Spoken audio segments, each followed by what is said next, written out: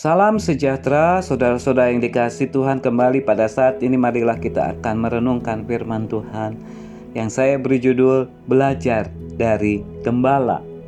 Ayat yang terkenal, Mazmur 23 ayat 1. Tuhan adalah gembalaku, takkan kekurangan aku. Mari kita akan berdoa. Bapa di dalam surga, kami bersyukur untuk kesempatan ini dan kami juga ingin merenungkan firman-Mu. Oleh sebab itu berbicaralah kepada kami, karena kami siap untuk mendengar dan melakukannya. Inilah Tuhan doa kami, di dalam nama-Mu Tuhan kami Yesus Kristus kami berdoa. Amin. Saudara-saudara yang dikasihi oleh Tuhan Yesus Kristus, gembala itu sangat terkenal di dalam Alkitab. Alkitab menggunakan istilah gembala dalam dua makna, yaitu pertama, menunjuk pada orang yang pekerjaannya mengembalakan ternak, dan yang kedua, menunjuk pada orang yang mengasuh dan membina manusia. Saudara kekasih Tuhan, gembala dalam arti harfiah pada zaman dulu mengemban panggilan tugas yang banyak tuntutannya. Dia harus mencarikan rumput dan air di daerah yang kering dan berbatu. Gembala harus melindungi kawanan dombanya dari ancaman binatang-binatang buas dan cuaca-cuaca yang buruk. Gembala harus mencari dan membawa kembali domba yang sesat. Saat-saat tertentu, para gembala harus menunggui domba di padang yang jauh dari pemukiman dan mendirikan kemah untuk berteduh. Gembala upahan bertanggung jawab memberikan ganti rugi atas domba yang hilang karena kelalaiannya. Oleh karena itu, gembala yang ideal haruslah kuat. Gembala yang ideal haruslah rela berkorban, dan gembala yang ideal tidak mementingkan dirinya sendiri. Begitu pentingnya profesi gembala, hingga Alkitab membuat metafora gembala untuk menyebut Tuhan. Allah adalah gembala Israel. Di dalam Kejadian 49 ayat yang ke-24, Mazmur 23 ayat 1 tadi dikatakan, Tuhan adalah gembalaku, takkan kekurangan aku. Saudara-saudara yang dikasihi oleh Tuhan Yesus Kristus, apa yang dapat kita pelajari dari para gembala ini?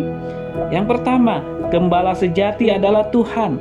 Kita adalah domba-dombanya, tetapi pada saat yang bersamaan Tuhan menghendaki kita sebagai domba itu dapat berproses menjadi gembala bagi sesama kita. Yohanes 21 ayat 15 sampai 19. Jadi, kita ini adalah domba yang dipercaya menjadi gembala untuk rekan kita, untuk keluarga kita, bahkan untuk orang-orang lain yang ada di sekitar kita khususnya.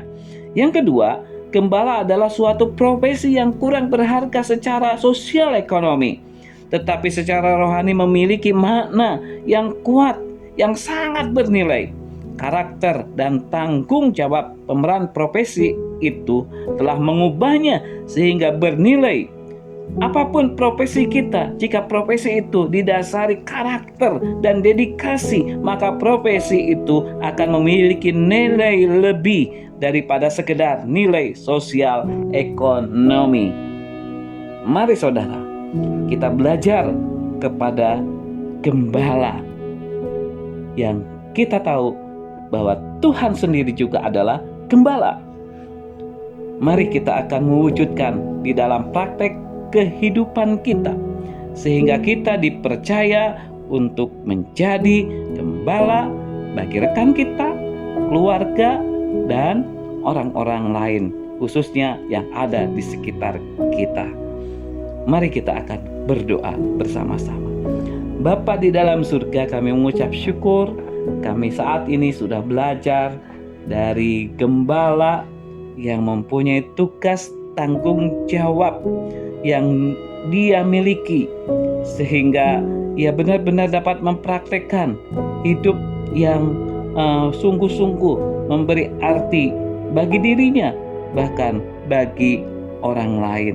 Engkau akan mendidik kami sehingga kami pun dapat melakukan yang terbaik untuk menjadi gembala bagi rekan kami, bagi keluarga kami, bagi sekitar kami, sehingga banyak orang yang percaya kepadamu Tuhan Yesus Kristus. Banyak orang yang merasa terbimbing dan mendapatkan kehidupan yang sebenarnya. Di dalam namamu Tuhan Yesus Kristus kami berdoa. Amin.